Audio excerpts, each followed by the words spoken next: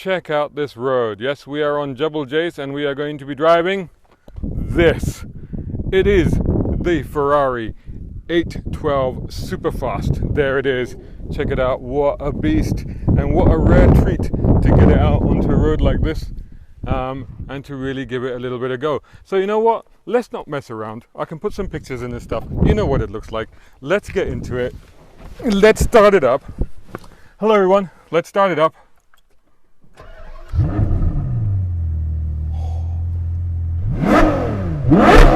Oh, ho, ho, ho, ho. Whoa, whoa, whoa, whoa, whoa, whoa. We are talking the business. So just tell you, alright, this is obviously the successor to the F12, and it got a brand new 6.5 litre V12 with F1 technology, obviously, and 800 horsepower, 8,500 RPM, 530 pounds for the torque, 0 to 102.9 and 340 kilometers per hour. Oh, blah, blah, blah, 1525 kilogram, etc., etc. Who cares? Road like this, car like this, main thing to do, let's drive. Let's go drive it. Okay, road is clear. Nobody's out there, so handbrakes come off automatically. I've got all the dials here and everything. It's all set up. Got my speed on this side, and I've got other stuff on this side showing me temperature at the moment. Hopefully that's not a scary thing. I have just driven down here. And there we go, showing me the temperature, showing me the bar. Okay, seems to be alright, I reckon. It's in race mode. I don't know if I dare go into any modes higher than that, but certainly race mode will do. And let's do it. So, wowzers. You know, I've just come down, we just went up here and I've just come down here and now we're going back up again. Could do this all day. But, incredible gear changes. Let's get into manual mode. It's now into manual mode. The sheer acceleration of this thing. So third gear into the right.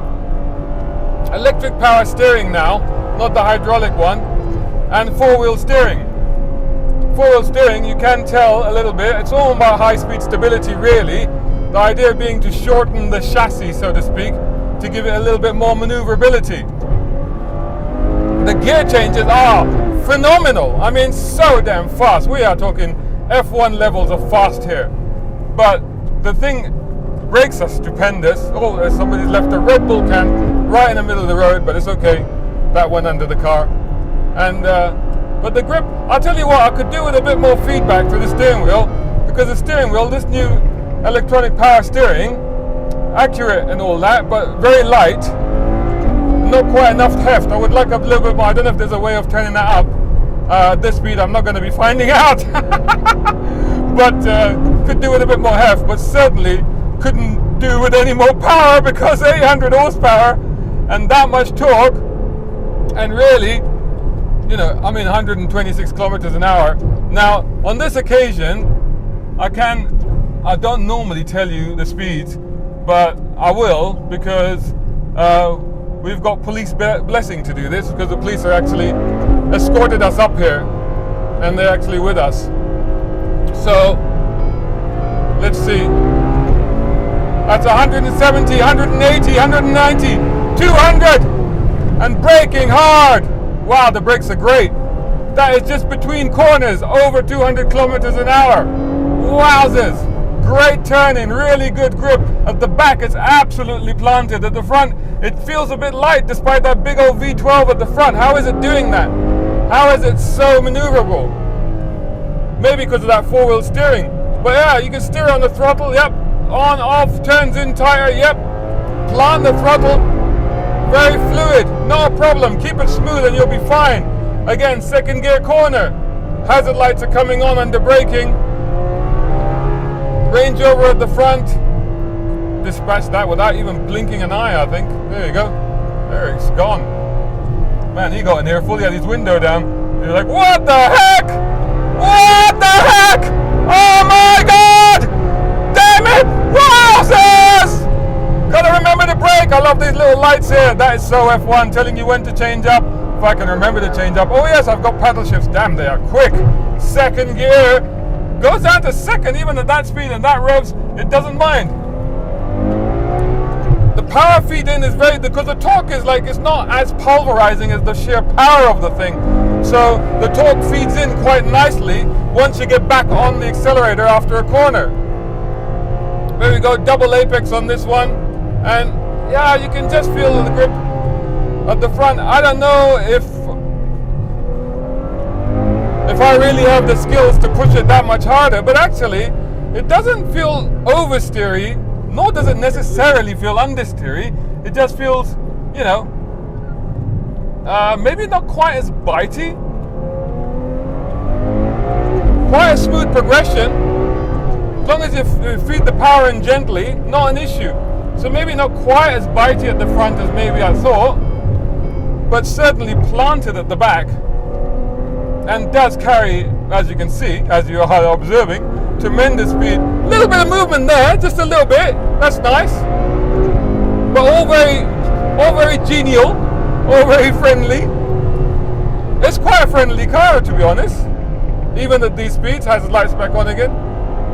Good body control, very good body control. It's a smooth road, but it does. I mean, it's a big old car, but it's really sort of shrinks around you, doesn't it?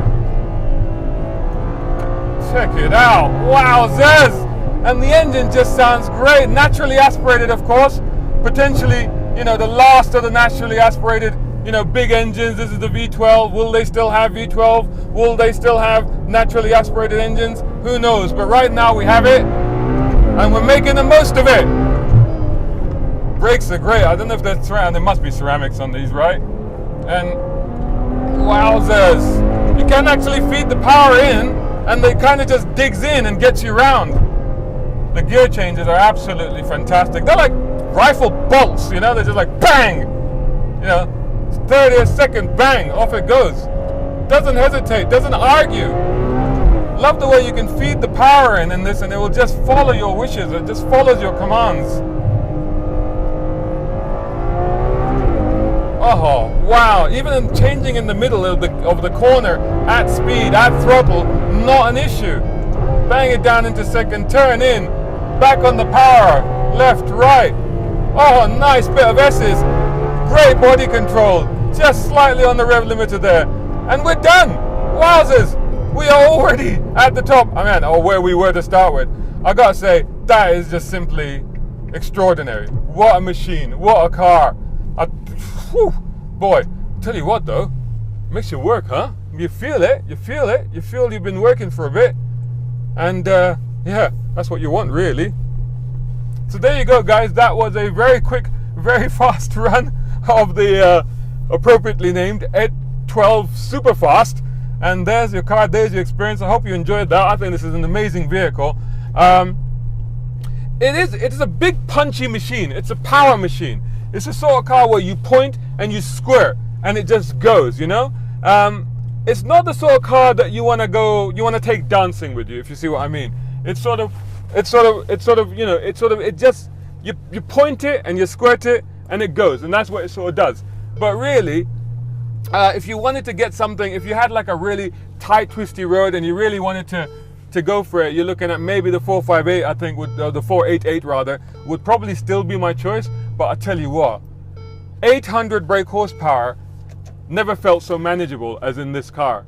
So there you go. I hope you enjoyed that quick review of the 812 Superfast. It is simply phenomenal. Really, I could talk about the practicality, I could talk about the comfort if you like. The seats are comfortable, they're body hugging, they're tight. There's a little bit of space here on the rear parcel shelf, quite a sufficient amount of space actually. So reasonably practical. We drove it around town.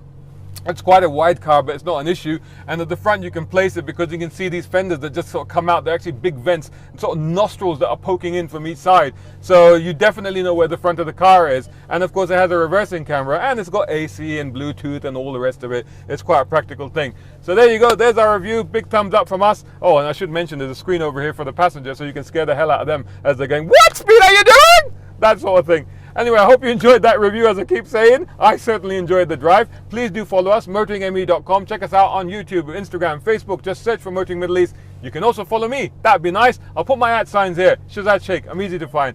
Until the next one, thanks a lot, guys.